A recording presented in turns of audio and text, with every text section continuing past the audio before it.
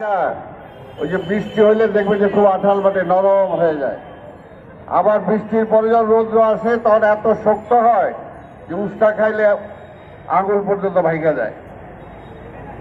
তো সেই কারণেই এই বাংলাদেশের মানুষকে নিয়ে কেউ আসলে ছিনিমিনি খেলা উচিত না, কেউ না। স্বাধীনতার পরে মাত্র 2-4 বছরের ব্যবধানে যে আওয়ামী লীগ বলছিল তারাই দেশ, তারাই মুক্তিযুদ্ধ, তারাই মুক্তিযোদ্ধা, এই দেশটা তারাই স্বাধীন করছে এবং শেখ মুজিবই একমাত্র নেতা, কিন্তু 2-3 বছরের মাথায় যখন এই গরিব মানুষের মুখে ভাত তুলে দিতে পারে নাই, এই প্রেস ক্লাবের এইখানে আমরা দেখছি মানুষ না খেয়ে মরে গেছে 42 লাশ। তখনই আঞ্জুমানে মফিদুল ইসলামের নাম সারা পৃথিবী জানছে যে আঞ্জুমানে মফিদুল ইসলাম নামে একটা সংগঠন আছে যে 42 লাশ দাফন করে।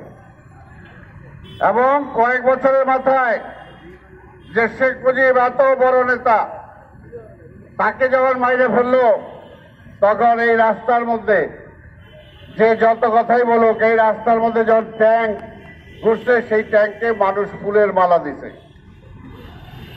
কাজে জনগণ কারো টেনা না, এই কথাটা মনে রাখতে হবে। আমরা এই রিক্সাওয়ালাদের সামনে বলেছি যে বিএনপির আমলে একটা বনরুটির দাম ছিল 5 টাকা। কত ছিল? 5 টাকা।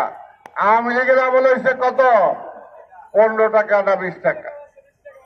চালের দাম কমে নাই, ডালের দাম কমে নাই, তেলের দাম কমে নাই, বিদ্যুতের দাম কমে নাই।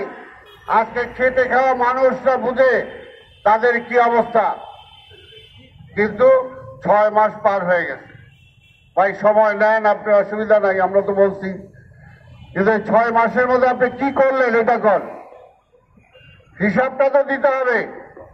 এই যে রিক্সাওয়ালা সারাদিন রিক্সা চালায়, বাড়ি তো অনেকেরই নাই, তারপরও মালিক যে আছে তার হিসাব দিতে হয়। তার ঘরের যারা পরিবার আছে তাকেও হিসাব দিতে হয়, কত কামাইলা কও। এই সরকার এই 6 বছর আপনি কি কামাইছেন কন, কি দিছেন এই দেশের জনগণরে? কি ভাই কিছু দিছে? কিছু দেয় নাই।